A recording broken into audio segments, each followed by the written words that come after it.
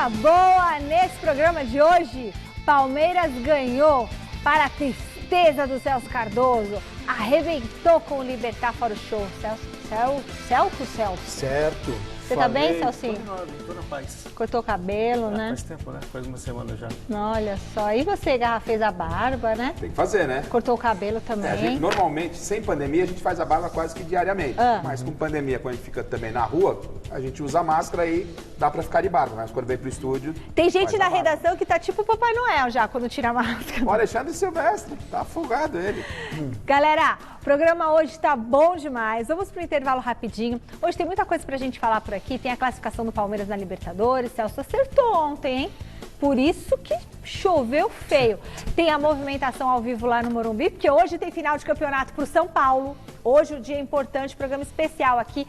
Também estamos na Vila Belmiro para te contar o pré-jogo de Santos e Grêmio e uma entrevista especial com o jogador do Corinthians. Hoje o programa tá demais. Avisa a galera aí. Vai, não bebe água, nem sai para beber água. A gente já volta. Até já.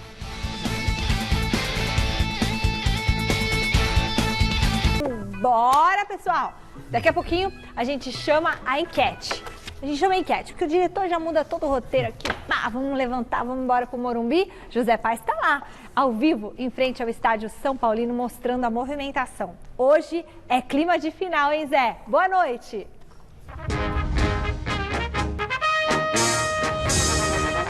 Boa noite, Michele. Levanta aí que hoje é clima de final. Boa noite para você, boa noite para todo mundo que está acompanhando o nosso Super Gazeta Esportiva. É isso mesmo, eu falo aqui do lado de fora do estádio Cícero Pompeu de Toledo, no Morumbi, onde daqui a pouquinho, às 9h30 da noite, tem São Paulo contra Atlético Mineiro, líder contra vice-líder do Campeonato Brasileiro. Vou pedir para o Wilton Costa, o nosso cinegrafista, mostrar para vocês como que está o clima aqui nos arredores do Morumbi, ali na Praça Roberto Gomes Pedrosa. Ninguém por aqui, nenhum torcedor do São Paulo, ninguém se aglomerando, ninguém vindo passar aquela força para o time tricolor, ninguém também do Atlético Mineiro. A gente pede para que os torcedores não venham, estamos numa pandemia, não queremos ninguém aglomerados, não é isso, Michele? O São Paulo tem desfalque para essa partida, a gente fala daqui a pouquinho. O Atlético Mineiro também tem desfalque para esse jogo de hoje, mas agora a gente desce a serra porque lá também tem jogo importante. Daqui a pouco eu volto com todas as informações aqui do Morumbi. Agora a gente desce a serra, vai lá para Vila Belmiro com meu amigo Lucas Mussetti. Vai daí, Mussetti, um abraço para você.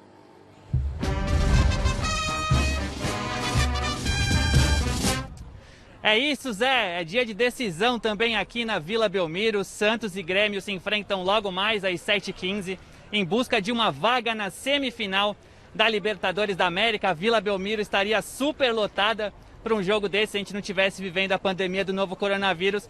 Mas não foi por isso que a torcida deixou de apoiar. Alguns torcedores vieram para cá, fizeram festa na chegada do ônibus, que chegou a uns 15 ou 20 minutos. Os jogadores sentiram um pouquinho desse calor da torcida antes de enfrentar o Grêmio. Lá em Porto Alegre, empate por 1-1. Quer dizer que o Santos entra classificado nesse 0-0. O Grêmio precisa jogar, precisa vencer. Novo 1-1, levaria a decisão para os pênaltis. Mais tarde eu volto aqui para contar as escalações dos dois times para essa decisão.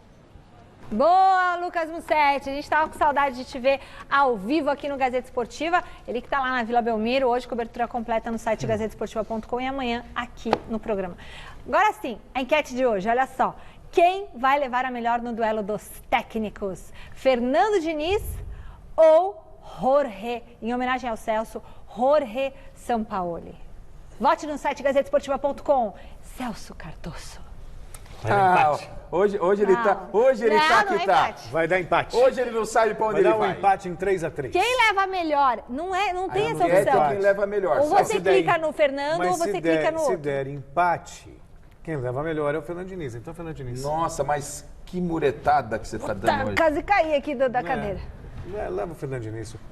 Fernando Diniz vai levar vantagem? Sem muita convicção, mas acho que... Mas você entendeu a jogada dele? Né? Ele falou, dá um empate, aí como o São Paulo tem vantagem, ele vai na enquete do Fernando Diniz. Não respondeu. Ele usou um subterfúgio para fugir da enquete. Não, eu tô com o Muricy. Né? O Muricy fala que o Sampaoli fez alguns cursos de técnico e tal, né? E nos cursos que ele foi, ou ele faltou quando era para falar de defesa, ou ele matou a aula, né? Ou ele saiu da sala de aula, porque o time de São Paulo não tem defesa. Não tem defesa. Coisa que o Diniz já tem procurado fazer. Ele ajustou a defesa, colocou um volante, começou a entender que é importante jogar sim pelo resultado em alguns momentos. Você tem visto todos os jogos do Atlético? Você viu, por exemplo, a estreia, você viu a estreia do Atlético Mineiro contra o Flamengo, por exemplo? Ele foi muito mais pragmático, muito mais fechado do que ofensivo. Você viu... Sabe, tem vários jogos que ele pega e ele equilibra um pouquinho mais. Mas então... Você viu o Atlético e Inter? Atlético e Inter? Claro que viu. Então o que aconteceu, o Atlético e Inter? Agora eu pergunto o Sampaoli estava ganhando já por 2-1, né? Já estava ganhando por 2-1, isso faz 2 rodadas. 2-1 pro Atlético. Treta. 3 pontos. O Atlético encostando de olho na ponta. Mas o que faz o Sampaoli? Não, vamos pro ataque. Vamos atacar. E põe ataque. E vai pra frente. Esquece a defesa. Sofreu um empate. São 2 pontos a menos na conta do Sampaoli. Então, o Diniz não. O Diniz está lá, estava meio complicado, tal, não sei o quê. O São Paulo muito exposto, como ficou exposto contra o Corinthians. Trouxe o Luan, né? Acertou com Arboleda e Bruno Alves, a melhor zaga do Campeonato Brasileiro do ano passado. Dá mais liberdade pro Reinaldo descer, né? Tem um problema ali meio crônico com o Juan Fran, mas falou, Juan, segura um pouquinho, porque quando ele desce ele tem que chamar o Uber pelo aplicativo para voltar. Aí demora muito, então falou, fica por aqui, não é? Então ele ajeitou o jogo contra o Sport. Você viu o São Paulo Sport? 1-0 pro São Paulo. Você viu o São Paulo Sport, Celso?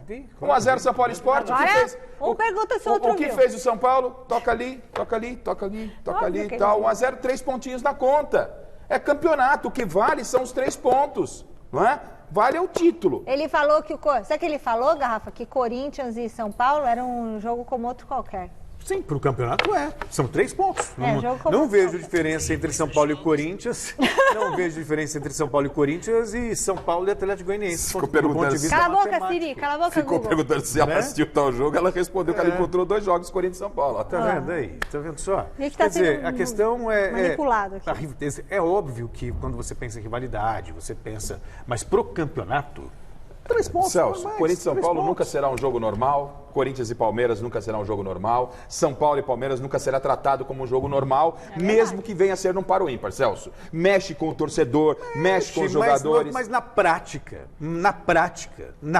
mesmo, você não muda nada, você é argentino. Não pode ser um cara tão frio assim na prática. O argentino é um cara, né, assim, como brasileiro, somos latinos. Vou te dar um exemplo não tem prática. Já desse exemplo, acho que é a terceira vez que eu dou esse exemplo. 2007, o Corinthians ganhou do São Paulo, quebrou tabu e caiu para a segunda divisão. Ok. Não mudou nada. Não, ok. Não mudou absolutamente nada. Mas não valem apenas os 3 pontos, vale a rivalidade, a tradição. O futebol vive disso. Não, futebol. Então, as futebol. pessoas estão em torno. E nós estamos falando de futebol, né? E a gente cobra dos jogadores que eles vivam o futebol. Se tiver um par ou ímpar, Corinthians e Palmeiras, vale pra caramba. É Corinthians e Palmeiras, não é?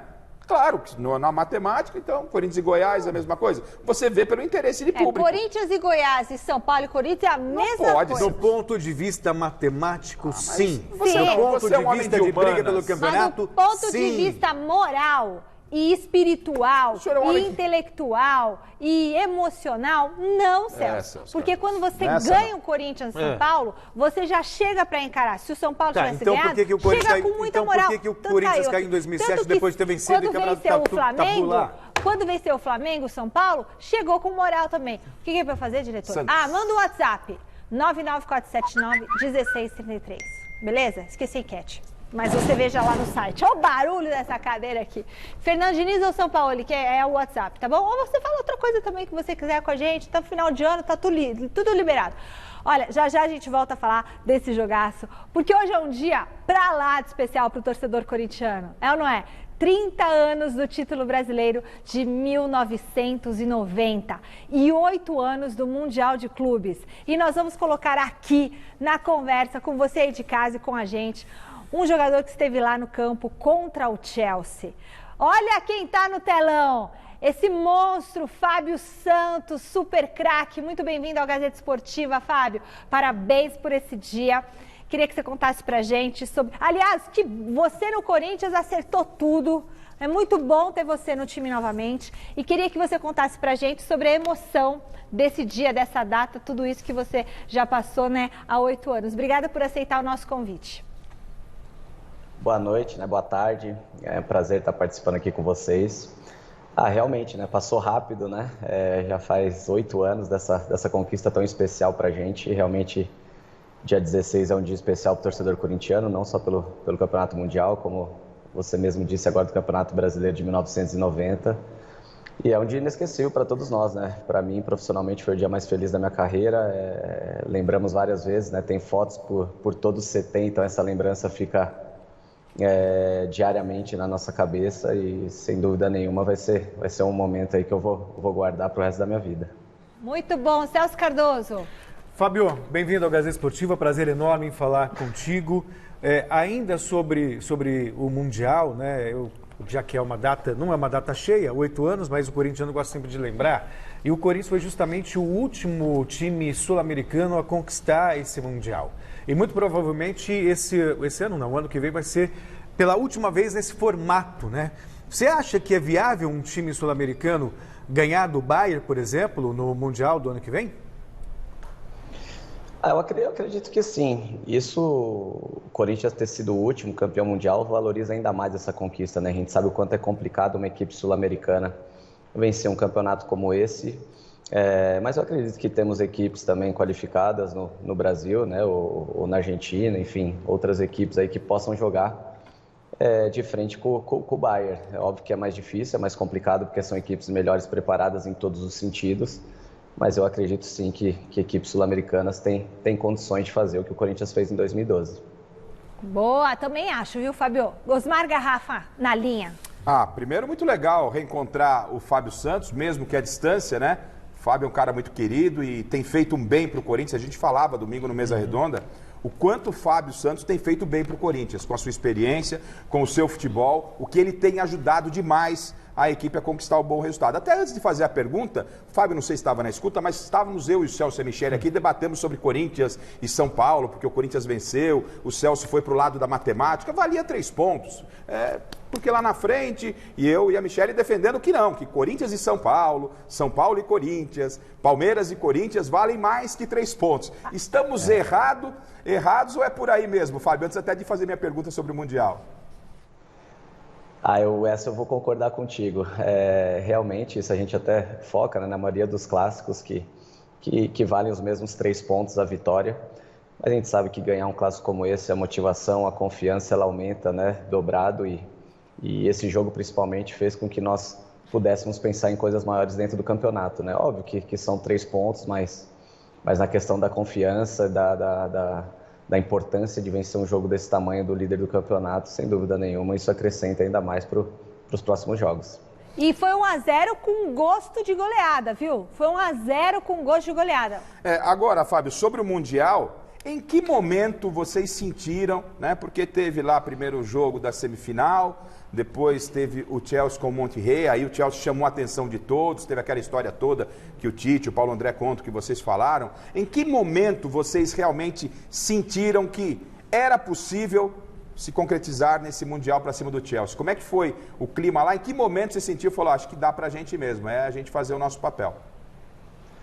Para falar a verdade, a gente acreditava desde o dia 4 de julho, quando a gente ganhou do Boca. Porque o trabalho era muito bem feito, né? A gente tinha uma equipe muito concentrada, muito experiente.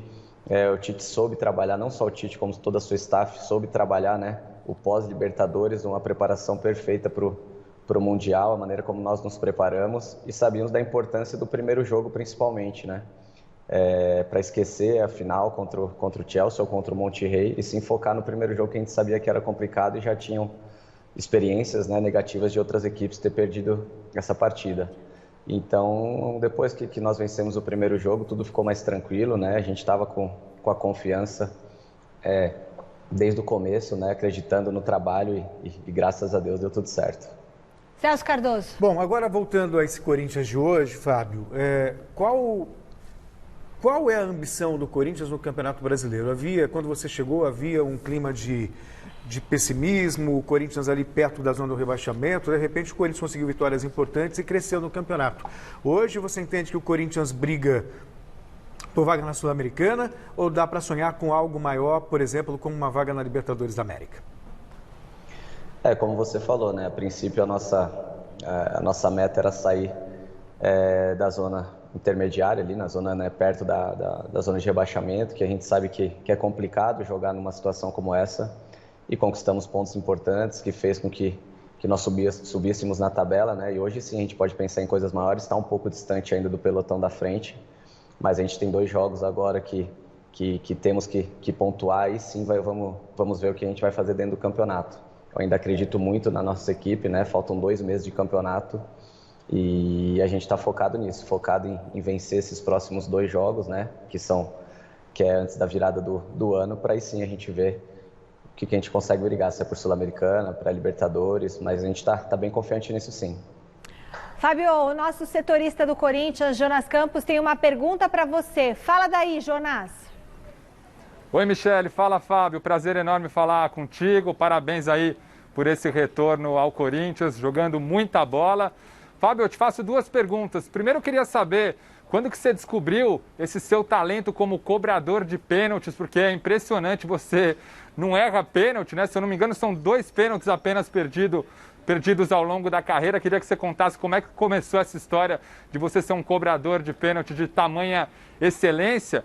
E sobre o Mundial, você esteve também no grupo do São Paulo, né, campeão do mundo em 2005. Eu já imagino qual vai ser sua resposta, mas time por time, se enfrentassem ali São Paulo de 2005 contra Corinthians de 2012, quem leva, Fábio? Pô, pergunta boa essa, né? Obrigado. Não, mas para falar a verdade, são 2 grandes equipes, né? A equipe do Corinthians, no meu modo de ver, é uma equipe mais disciplinada taticamente, né? Uma equipe muito difícil de ser vazada, com jogadores talentosos, sem sombra de dúvidas, né? Porque você não consegue vencer um campeonato mundial sem talento. Mas não sei, jogando uma contra o outro, não sei te dizer. No meu modo de vista, jogador por jogador, acredito que 2005 até teria mais qualidade técnica, porque nós tínhamos jogadores bem qualificados, mas a de 2012 era muito competitiva também, então ia ser um jogo bom, sem sombra de dúvidas. E a questão do pênalti, eu tinha batido um pênalti só profissional no Japão em 2006, e quando eu volto para o Corinthians, em 2011, tinha acabado de ser eliminado pelo Tolima, né? Eu tinha jogado aquela partida e fiquei um período depois fora, e volto num clássico contra o Santos. E eu sabia que tinha que fazer alguma coisa diferente naquele dia, até para apagar uma imagem negativa, né? De meu segundo jogo como profissional no Corinthians foi contra o Tolima, e eu tinha feito um gol de falta naquele jogo e acabou tendo um pênalti. E mesmo sem ser o cobrador daquela partida, eu acabei pegando a bola, fiz o gol de pênalti, né? E dali em diante eu comecei a treinar mais, né? E é uma coisa que eu gosto bastante de fazer. Ô, Fábio, eu posso te fazer uma última pergunta só? Porque hoje a gente tem São Paulo e Atlético e você trabalhou com o São Paulo. E aí tem uma discussão aqui com o Garrafa que ele acha que o time do São Paulo e a defesa é muito fraca. Você trabalhou com ele, eu queria que você falasse um pouquinho, claro, dentro do que você pode falar, sem ferir a ética, como é que foi trabalhar com o São Paulo? Só uma correção, não é que a defesa é fraca. O São Paulo, ele não prioriza, no meu entendimento, Fábio, muito o sistema ofensivo. Ele deixa o time dele um tanto quanto desequilibrado. Eu trabalhei, para mim foi uma experiência muito bacana, né, de ter trabalhado com o São Paulo, que realmente a ideia de jogo é uma ideia diferente do que nós víamos trabalhando aqui no Brasil, né? Muitas equipes da Europa já jogam dessa forma como ele gosta de jogar, uma linha muito alta, intensidade a todo momento, né? Ele gosta de marcação-pressão lá em cima e realmente é aquilo que a gente brinca, né? Cobertor curto, não dá para você fazer as 2 coisas tão bem feitas. Então o time dele é muito ofensivo realmente. E isso faz com que você fique um pouco mais desprotegido, porque a linha é muito alta, né? Os zagueiros jogam praticamente para frente do meio campo. E sim, o dia a dia dele, ele prioriza bastante a parte ofensiva, óbvio que trabalha na questão da marcação, mas é mais no perde-pressiona, para marcar dentro do campo adversário. Mas ter trabalhado com ele foi uma experiência muito bacana, diferente de tudo aquilo que eu já tinha vivido, né? E hoje mesmo eu fui no hotel, almocei com o pessoal da delegação do Atlético, fazia um tempo que eu não via, né? Então é sempre bacana estar perto deles. Boa, muito obrigada, Fábio Santos, aqui grande ídolo aí do Corinthians. Obrigada por falar com a gente aqui no Gazeta Esportiva. Um beijo para você. Bom final de ano. Não vou falar com você provavelmente antes do Natal, do Ano Novo. Então que 2021 seja um ano de muitas felicidades para você e para sua família e que seu futebol aí continue brilhante como sempre, viu, Fábio? Obrigado, eu que agradeço. Bom final de ano para vocês também. Boas festas, né? E tomara que a gente possa ter um 2021 melhor do que foi 2020. Um abração, bom programa. Tomara, Fábio. Amém. Amém para essas palavras. Brigadão. Que legal ter o Fábio. Parabéns na nossa produção, arrasando. Aliás, domingo no Mesa Redonda, teremos Wagner Mancini com a gente ao vivo, por Skype, conversando por telefone.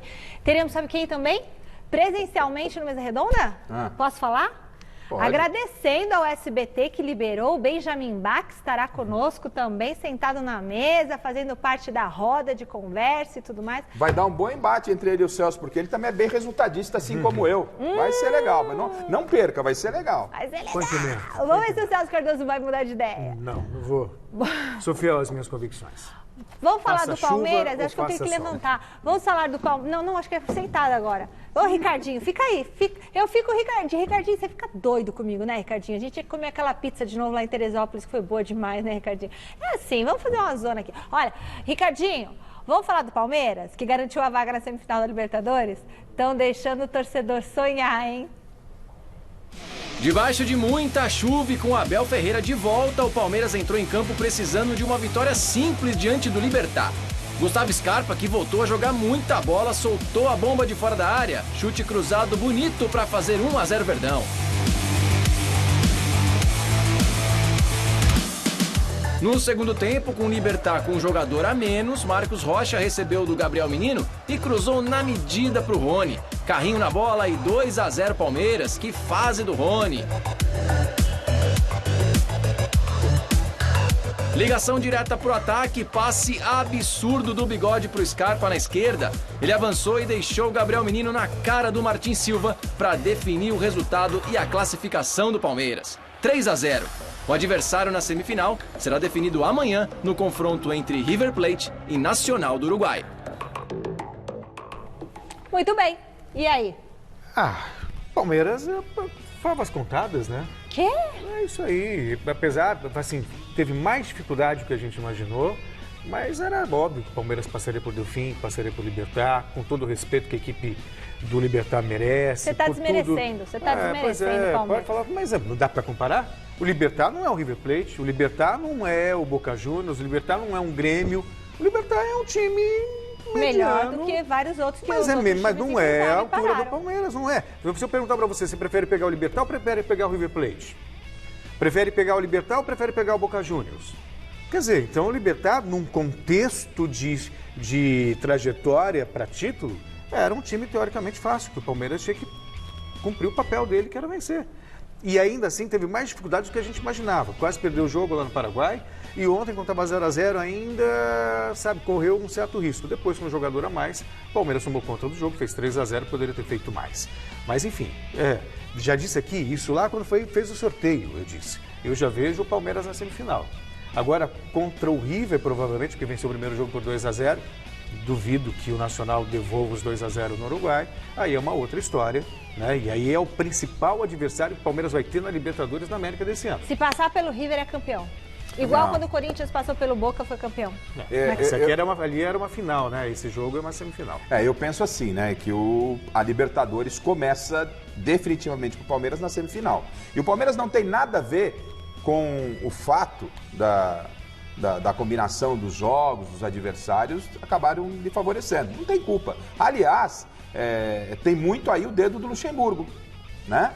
Tem muito o dedo do Luxemburgo. Se o Palmeiras deu fim e pegou esse chaveamento, porque o Palmeiras teve a melhor campanha na Libertadores. Ou foi o português que dirigiu o Palmeiras desde a Libertadores? Foi o Cebola que meteu 5-0. O Palmeiras está vindo bem na Libertadores com o Luxemburgo. Nos últimos 2 jogos, o São Paulo, o Palmeiras, quando o Vanderlei saiu, o Palmeiras tinha o melhor aproveitamento na Copa Libertadores da América. Verdade. Eu não sei, gente. Eu não sei porque parece que nada que o Vanderlei faz tem que se valorizar. Mas aí... Né? Então, acho que tem muito da participação do Vanderlei para o Palmeiras ter atingido o Delfim e depois o Libertad. E aí passou como tinha que passar. E aí eu concordo com você, passou com certa dificuldade, principalmente no primeiro jogo com o Libertad, a gente esperava com mais facilidade. E agora sim, agora a gente vai ver esse Palmeiras do Português contra o River. Aí agora que vai ser. Ele falou que foi o melhor time, né? Melhor equipe que ele já treinou, melhor de mais qualidade. Silvestre, você tá aí na redação? Cadê você? Está aí? Fala mais pra gente desse Palmeiras imbatível na Libertadores. Faltam 4 jogos para a obsessão se transformar em realidade, hein, Silva? Cadê o Silvestre? Não vai pôr ele aqui? Boa noite. Boa noite, Silvestre. Boa noite, Michele. Vou te corrigir, tá bom? São 3 jogos, porque a final é jogo único. Então tem os 2 jogos da semifinal, muito provavelmente contra a River Plate, que venceu de 2-0 a primeira partida. E depois o jogo único, decisão no Maracanã, onde o Palmeiras foi campeão mundial, ou da Copa Rio, ou da Taça Rio, em 1951, hein? Olha só o universo conspirando a favor do Verdão.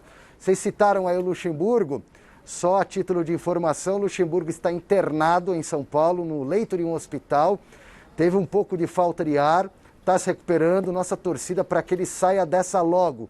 Luxemburgo testou positivo em julho, foi assintomático, ficou isolado na casa dele, ainda era técnico do Palmeiras e voltou a testar positivo e foi internado nos últimos dias e a gente espera que ele consiga dar um bico nesse bicho lá para escanteio e volte ao convívio normal. Falando do atual técnico do Palmeiras, Abel Ferreira, outra coisa que o Celso e vocês comentaram aí, né, sobre os adversários mais frágeis que o Palmeiras teve e tal. Se você pergunta isso pro Abel, ele fica pistola. Ele valoriza muito o adversário, é um discurso, né, até em respeito aos adversários. Mas eu preferi destacar um outro pedacinho da fala dele de ontem, após a vitória, transferindo os louros da conquista dessa vaga para os jogadores, para o time, para aqueles comandados do Português. Vamos ouvi-lo. O que eu disse aos meus jogadores desde que cheguei é que para ganhar títulos temos que ser a melhor defesa. Não há, é a história que o diz. Nós para ganharmos títulos temos que ser a melhor defesa.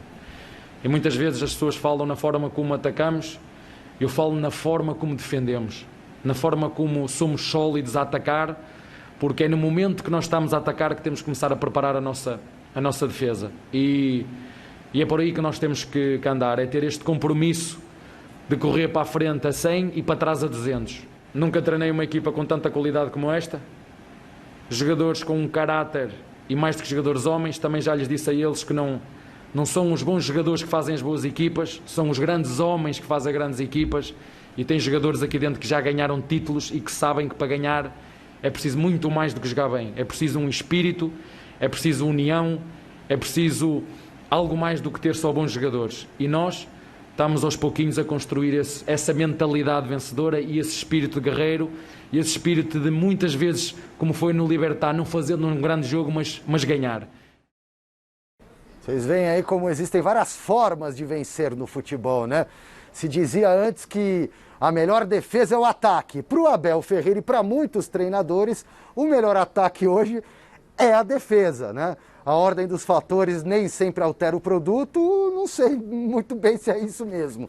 Mas, enfim, são jeitos de ganhar. Por falar em ganhar, Abel Ferreira ou a comissão dele, os portugueses, no comando do Palmeiras, no Allianz Parque, estão impecáveis. 9 jogos, 9 vitórias, 28 gols marcados e nenhum sofrido. Que campanha irrepreensível, Celso Cardoso. O quê? Da Libertadores? Essa campanha, 9 jogos, 9 vitórias, 28 gols, fora o show, fora a beleza, fora a carisma, fora tudo. Não, sem dúvida, a campanha ela é boa. Quem descobriu esse português, hein? Ela é boa, mas você também não pode considerar, assim, eu acho que tem que ter muito pés no chão. Os pés têm que estar muito no chão. Muitas vezes você tem adversários fáceis e você tropeça. Mas o Palmeiras na primeira fase ele teve Bolívar, da Bolívia, Tigres, da segunda divisão da Argentina, e o Guarani, que era o adversário um pouco mais difícil, que eliminou o Corinthians na fase eliminatória da Libertadores, na pré-fase de grupos. Depois pegou nas oitavas de final, deu fim, e agora o Libertad. Então, a campanha do Palmeiras ela é muito boa e nada tira o mérito da campanha do Palmeiras. Só que os adversários que o Palmeiras pegou, você também tem que considerar que são adversários, sabe? O Palmeiras não foi testado ainda na Libertadores América. O Palmeiras não foi testado. Isso não tira o mérito da campanha, repito. Mas quem que eram os adversários do São Paulo, por exemplo? Binacional? LDU, River Plate, Binacional lá na altitude de Juliaca. Não, River Plate, a LDU também já tem mais... É claro. Não, assim, eu concordo com o Celso. concordo com o Celso, mas o Palmeiras não tem nada a ver com isso, a gente não tira o mérito, claro que não tira. Assim, mas... eu não me podia ter tropeçado em qualquer um desses times. Porque acho que o Celso, a gente está sempre divergindo, não, eu concordo em gênero, número e grau com o que disse o Celso. E um detalhe, não é? A Libertadores, ela começa agora pro Palmeiras, oficialmente mesmo, jogos grandes e tal, e o português, ele fez uma estratégia correta de defender os jogadores, ficou irritado de falar que os adversários eram fracos. Eu, no lugar dele, faria a mesma coisa. Mas ele, no meu lugar e no lugar do Celso, ele teria que dizer a mesma coisa que a gente está dizendo, que você em casa sabe, né? São equipes sem tradição, são equipes fracas. E o Palmeiras cumpriu o papel, teve dificuldade com o Libertad lá no Paraguai, que não era para ter. E agora vem talvez o melhor time da América. Né? O River pela frente. Agora é a prova de fogo. Agora a gente vai começar a ver esse Olha, só rapidinho, o diretor está pedindo para eu falar o seguinte. Nacional, né? O Luxemburgo, como o Silvestre falou, ele gravou um vídeo e a gente ficou preocupado com ele. Dá uma olhadinha no vídeo do Luxemburgo, que está internado com Covid. Oi, bom dia, galera.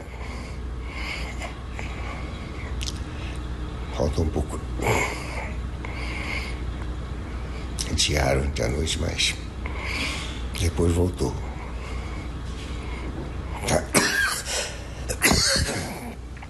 Mas tô bem, vira barba, tá com aspecto ruim. Essa médica aí é assistente do doutor Esper, tá? Qualquer informação peguem com ela. Mas eu tô bem.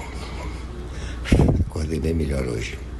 Acordei bem melhor, eu nem me fui medicado ainda. Só não tomei café. Estou um pouco cansado. Tchau. Beijo. Ai, Luxemburgo. Toda a força para o Luxemburgo, tá né? Nossa torcida. Eu tenho falado com o Fabiano quase que diariamente aí, para a gente saber notícias do Luxa e veja só, né? Então por isso que é importante a gente se cuidar. Ele falou que hoje ele acordou melhor. Você vê, a gente vê que ele não tá legal, né? E para todos saberem, é a segunda vez que ele contrata. Né? Então, ele falou, eu tô bem, mas assim, ai, Luxemburgo, dá um aperto no coração, né? Vanderlei, toda a nossa torcida aqui, né, Michele, Celso, toda a nossa torcida, o carinho para você. Já você tá de volta com a gente aqui, Luxa. Se cuida, hein? Se cuida, você tá num bom hospital, um excelente hospital. A gente vai fazer oração para que você volte pleno, daquele jeito que a gente gosta de ver você, gritando, vibrando, colocando fogo na caixa d'água, viu, Luxa? Muita saúde para você e muita oração, muita energia positiva aí pro Luxa, tá? E se cuida direitinho. Você vê, essa senhora, essa doença não é brincadeira, gente. Vamos tomar cuidado, festa de final de ano, gente. Bom, vamos agora falar do jogo que pode definir o Campeonato Brasileiro? São Paulo e Atlético Mineiro. Confronto do Fernando Diniz contra o São Paulo do Celso Cardoso. A partida desta noite vai colocar frente a frente dois treinadores que gostam de futebol ofensivo. Os elétricos Jorge Sampaoli e Fernando Diniz. Se liga só como esses dois caras costumam comandar suas equipes. Parecem dois malucos. Até aqui, eles já se enfrentaram em 3 oportunidades. E aí, o argentino é quem leva melhor. Em 3 partidas disputadas, Sampaoli venceu 2 e empatou 1. A primeira vitória do argentino foi no ano passado, quando ele ainda dirigia o Santos, acabou batendo o Flu de Diniz por 2-1. Depois disso, também no Brasileirão do ano passado, rolou um empate em 1-1. Sampaoli ainda estava no Santos e Fernando Diniz já era o técnico do São Paulo. E o último encontro entre eles foi no primeiro turno do Brasileiro desse ano, quando o Atlético do Argentino amassou o tricolor de Diniz por 3-0 em pleno estádio do Mineirão. Bom, o encontro entre eles hoje à noite tem sido tratado como uma verdadeira decisão de campeonato. Se o São Paulo de Diniz vencer, o tricolor permanece na ponta e abre 7 pontos para o Atlético de Sampaoli. Mas se o Galo do argentino vencer, a diferença do tricolor para o Atlético ficará reduzida a um único ponto. E aí, quem vai levar essa logo mais no Morumbi, hein? O brasileiro ou o argentino? Façam suas apostas. Felipe Leite e Juba, Osmar Garrafa arrasaram aí na matéria. Ixi. Os personagens ajudam, né, Michele? Os personagens ajudam e é aquilo que...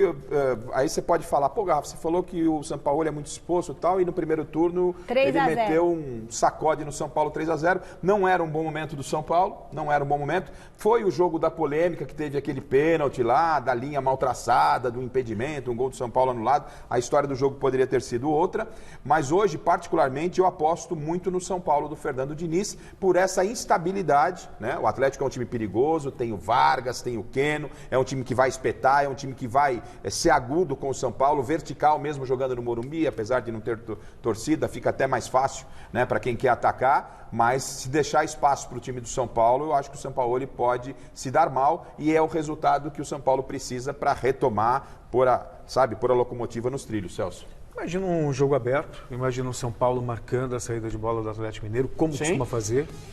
Imagina o Atlético Mineiro marcando a saída de bola do São Paulo, como costuma fazer.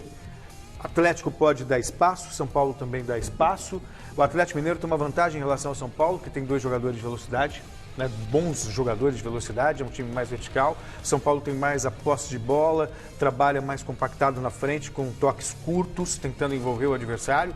Enfim, me parece um duelo muito interessante. Lá em Minas, o São Paulo amassou o Atlético no primeiro tempo. Teve você lembrou bem, gol do Luciano, mal anulado, tudo, que deu aquela polêmica toda. No segundo tempo só deu Atlético 3-0. O jogo de hoje à noite, é sério, não é questão de ficar em cima do muro, nada disso. Pode dar, de repente, uns 3-0 para o São Paulo. O barulho do como raio, pode dar uns 3-0 para o Atlético Mineiro.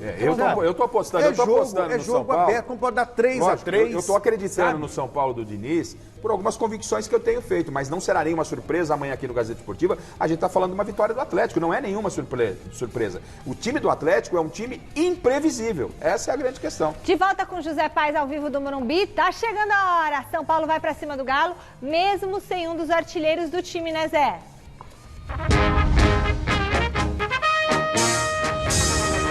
Exatamente, Michele. O Luciano está fora desse jogo. Ele sofreu um estiramento na coxa esquerda no Majestoso do último domingo contra o Corinthians, lá na Neoquímica Arena. Está fora desse jogo de hoje. É possível que ele fique fora do confronto contra o Grêmio pela semifinal da Copa do Brasil. Jogo de ida, o São Paulo não dá prazo para a recuperação dele. E hoje quem pode jogar é o Pablo. O problema é que o Pablo não tem números tão bons quanto os números do Luciano em 2020. Números do Pablo aí na tela para vocês acompanharem com a gente. Olha só, vamos lá. 44 jogos do Pablo em 2020 com a camisa do São Paulo. Ele marcou 11 gols, deu 5 assistências e participou apenas de 4% dos gols do São Paulo no Brasileirão. Ou seja, ele fez só um golzinho no Brasileirão com a camisa do São Paulo.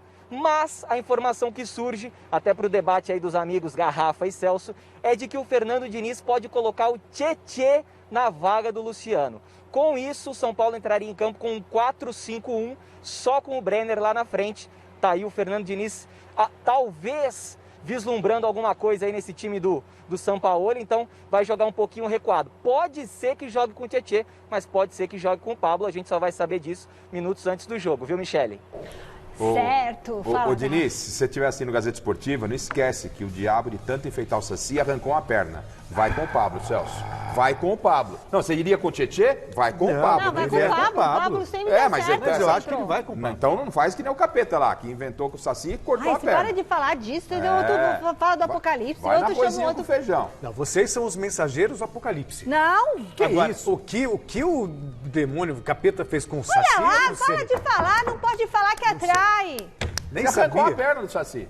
Não sabe da lenda? Não sei. É folclore. Tanto ele foi enfeitando, foi lá, arrancou. Ela joga álcool na minha água. Isso porque acabou o desinfetante aqui, que amanhã Como é que eu vou explicar se eu for parado numa blitz que foi você que jogou álcool na minha água? Recupera o programa, mostra pro guarda e ele vai te liberar. Você fala, pá, ela tá desinfetando por dentro. Gente, brincadeira, não é pra beber álcool. Olha, e tem, só joga no ar que acho que não faz mal, porque aqui a gente tá se salvando com isso aí, hein? Olha, tem outro jogaço hoje à noite. Santos e Grêmio de olho na semifinal da Libertadores. A Vila Belmiro vai ferver, meu amigo. Roda, olha. Nesta quarta-feira, um duelo digno do nosso raio. Não, editor, não tô falando do Bolt, não, mas sim do nosso raio de confrontos aqui do Gazeta Esportiva. Coloca aí. Quando esse raio aparece na tela, é sinal de que o jogo é grande. Daqui a pouco na Vila Belmiro tem Santos e Grêmio, simplesmente 2 tricampeões da Libertadores, lutando por uma vaga na semifinal do torneio continental. De um lado, o Cuca, que conquistou a Liberta em 2013 pelo Galo Mineiro e que vem fazendo grande trabalho na Baixada Santista. Do outro, Renato Gaúcho, que como treinador conquistou a América em 2017 com o próprio Grêmio. E nos dias de hoje ele ainda vê o Tricolor como o melhor time do Brasil, hein? Eu respeito qualquer outra opinião. Para mim, no momento, o melhor futebol do Brasil é o do Grêmio. Apesar dessa confiança toda, o Grêmio vai precisar ir pra cima, porque o placar sem gols dá a vaga pro Santos, já que o jogo de ida terminou 1-1 em Porto Alegre. E para isso, o Renato aposta no talento de PP, jogador que assumiu a ponta esquerda e o protagonismo desde a saída de Everton Cebolinha para o Benfica. Já são 13 gols marcados pelo PP no ano, 3 na Libertadores. Mas protagonista mesmo é esse cara aí, ó, Marinho, poupado no fim de semana, ele chega como a principal arma do Peixe para esse duelo. Já são 20 gols no ano, sendo 3 na Liberta. E já que relembrar é viver, em 2007, no último encontro entre os clubes em um mata-mata de Libertadores, o Grêmio superou o Peixe na semifinal ao vencer em Porto Alegre por 2-0 e perder na Vila por 3-1. Golzinho fora fez a diferença. Agora, quem vencer avança. O 0-0 do Santos e o repeteco do 1-1 do jogo da ida leva a decisão para os pênaltis. Já pensou? Qualquer empate com 2 ou mais gols dá a classificação ao Grêmio. Vamos lá com o Lucas Mussetti, direto da Vila Belmiro. Santos e Grêmio escalados. Conta tudo pra gente, Mussetti.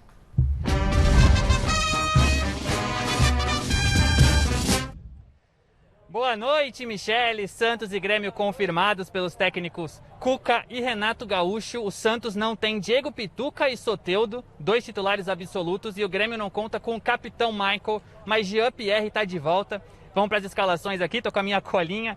O Santos está confirmado com John, Pará, Lucas Veríssimo, Lua Pérez e Felipe Jonathan, Alisson, Sandri e Jobson, Marinho, Caio Jorge e Lucas Braga. O Grêmio vai com Vanderlei, Orejuela escalado, Vitor Ferraz, ex-Santos, vai para o banco de reservas, Jeromel, David Braz, outro jogador ex-Santos, e Diogo Barbosa, Darlan, Matheus Henrique e o Jean-Pierre, que está de volta, Luiz Fernando, PP e Diego Souza. E, Michele, pelo que eu conversei aqui no Santos com o jogador, gente próxima ao Cuca, a conversa de Cuca desde a semana passada é a seguinte: não tem 0-0, esqueçam a vantagem em Porto Alegre, vamos para cima do Grêmio. O Santos não quer administrar esse 0-0, vamos ver em campo como as coisas vão ser. Muito legal, Lucas Mussetti. Eu gosto assim, não tem 0-0, não tem empate, tem que ir para cima. E nessa hora de ir para cima, quem leva vantagem? Se o Santos for para cima, ele vai ficar muito desguarnecido e vai tomar uma virada. É uma característica do Cuca. O Cuca tem botado o time para jogar de maneira muito corajosa. O Santos não tem Soteldo, que para mim é peça importante. Tem Marinho, mas não tem Soteldo.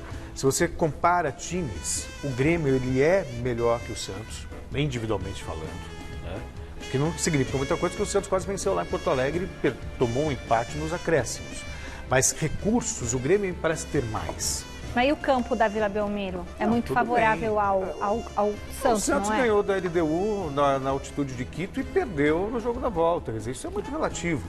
É jogo aberto também, é jogo difícil. Acho que o Santos tem um empate em 0-0.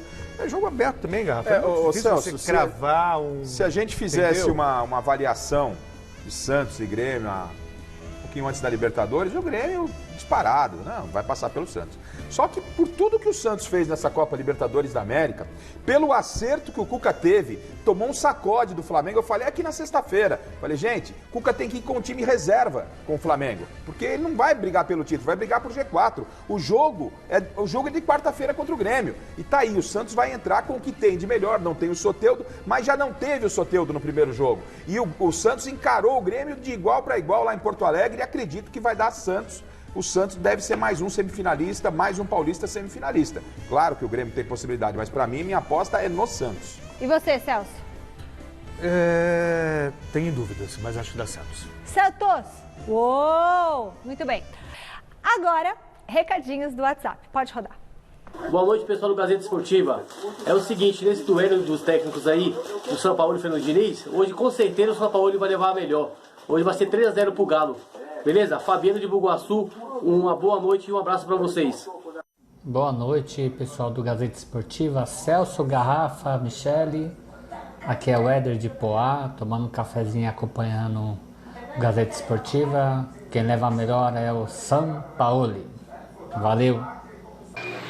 Boa noite, pessoal da Gazeta Esportiva. É o Jorge Itaquera. Quem leva a melhor vai ser o Atlético Mineiro. São Paulo não vai ganhar nem esse jogo e nem o título. Um abraço a todos. Muito bom, muito bom. Olha só, de volta para o Morumbi, noite decisiva. Tem um pernilongo aqui, a gente tem que tomar cuidado. Boa, vai estar lá para cima. Noite decisiva para São Paulo e Atlético Mineiro.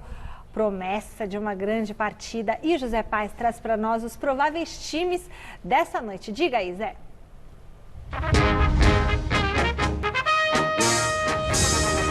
Vamos lá então, Michele, começando pelo São Paulo, que é o time da casa, vai jogar aqui no Morumbi contra o Atlético Mineiro. Vamos então com o São Paulo na tela? Thiago Volpe no gol, Juan Fran, Arboleda, Bruno Alves e Reinaldo, Luan, Daniel Alves, Gabriel Sara e Igor Gomes. Lá na frente, Pablo e Brenner. Lembrando que o Diniz pode escalar o Tietê na vaga do Luciano. Com isso, o Pablo ficaria no banco de reservas e o São Paulo entraria num 4-5-1. Tudo isso na hipótese, tá, Michele? Agora vamos lá para o Atlético Mineiro, para o Galo. Escalação do Galo na tela para vocês. Olha só, Everson no gol, Everson ex-Santos, Guga, Gabriel, Júnior Alonso e Guilherme Arana, ex-Corinthians. O Hever está suspenso, não joga hoje. Alan, Franco, Osaratio e Johan, ex-Palmeiras. Lá na frente, Savarino, Keno, ex-Palmeiras e Vargas. O técnico é Jorge Sampaoli. Um timaço esse do Atlético Mineiro. A história desse jogo você confere comigo amanhã aqui no Gazeta Esportiva. Volto contigo, Mi. Beleza, assistir esse jogo é um presentão, hein? O chefe gosta de você, hein, Celso? Você gosta do Zé, né? Porque esse jogo é jogo gostoso de fazer, né? De trabalhar, né? É um belíssimo jogo. E a expectativa, pena que não tem torcedor, né? Porque esse tipo de jogo que valeria o ingresso. Aliás, alguns jogos já desse Campeonato Brasileiro a gente sente, né? Quase todos, mas a gente sente muita falta da torcida pela importância dos jogos, como teve esse Corinthians e São Paulo. Agora, a gente vê a escalação do Atlético, você vê o Guga pela direita, o Arana pela esquerda, tem o Keno pelo lado esquerdo, né? Qual o campinho do São Paulo? Enfim, é um time muito vertical, é um time muito que vem pela frente. Agora, o São Paulo, eu tenho dito o seguinte, quando você escala o time e decore salteado, é time para ser campeão. Então não tem que inventar. Porque você tira o Pablo ali, Celso, você coloca o Tietê, você muda a forma de jogar. É verdade que o Pablo tem uma função diferente do Luciano. Mas se você tirar o Pablo, colocar o Tietê ou até o Vitor Bueno que comenta... O que acontece? Eu entendo que isso não deve estar passando. Eu não acredito que isso possa passar na cabeça do Diniz. Assim, o Pablo me parece a opção mais lógica, né? Eu acho que vai de Pablo mesmo, não tem nem o que inventar. Luan, Daniel Alves, Por quê? O que muda se puser o Tietê?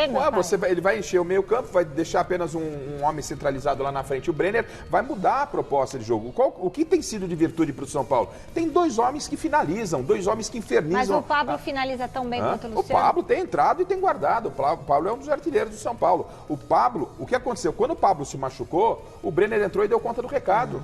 Né? Aí ele teve que esperar.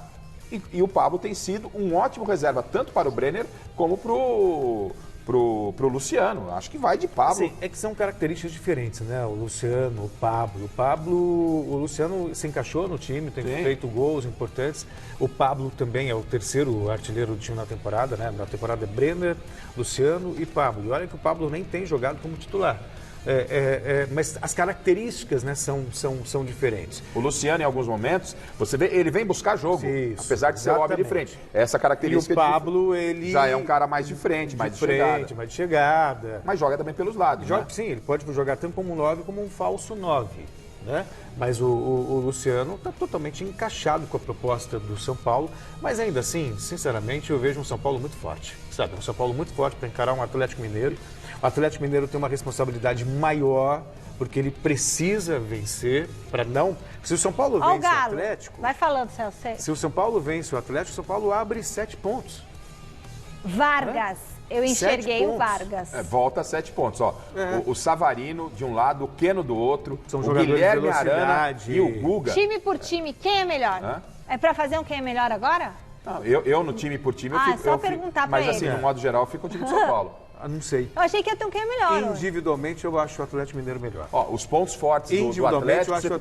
Os pontos fortes do Atlético, coincidentemente, você tem bons jogadores do São Paulo. Você tem o Arana, lá pela esquerda. Você tem o Reinaldo no São Paulo, que todo mundo está clamando. Arana ou Reinaldo? Hoje Reinaldo. E você? Reinaldo. Hoje Reinaldo. Arana é baita de um jogador. E ali, ó, Keno ou Igor Gomes? Tá, eu já... Não, é porque na verdade... o São Paulo não tem um homem com a mesma função mas tá do mesmo lado do campo. Tudo bem. Sim, mas são propostas distintas. Entendeu? Igor Gomes. O Atlético tem dois jogadores eu gosto muito do Keno. Lá na lateral direita, acho que a vantagem do Atlético em relação ao São Paulo, Michele, ó. Tem o Guga e o Juan Fran. Né? O Juan Fran, com todo respeito, Guga, o espanhol e tal. Mas assim, eu iria de Igor Vinícius na direita lá, toda a experiência dele. E o goleiro? Thiago Volpe ou o... Como chama? O Everson. São dois goleiros que se equivalem, mas eu fico com o Everson. Eu também, depois do que... Eu fico com o Everson. O Volpe, às vezes, ele, né? Aliás... Assim, são times que se equivalem, têm propostas semelhantes. A vantagem do Atlético é justamente que ele consegue ser um pouco mais vertical na velocidade, né? Tem dois jogadores de velocidade, tanto o Savarino como o Keno. Mas a defesa do São Paulo é melhor que a do Atlético, que o do... É a postura do São Paulo que muda, como disse o no número, no seu caderno, no seu caderninho. A defesa do São Paulo é melhor, mas só que o Atlético Mineiro também tem um... É diferente, o Atlético Mineiro, o São Paulo, ele começa a trabalhar o time do ataque para a defesa. Como disse o Fábio Santos, na pergunta que eu fiz a ele. Diferente. Ele falou assim, a marcação do São Paulo, a linha de zagueiros, ela marca já para frente do meio campo. Ela é alta. Né? Então, nessa proposta de jogo, a proposta do Diniz me agrada mais. O Diniz, ele aperta a marcação, ele sai a marcação, mas ele não se expõe tanto quanto o Sampaoli.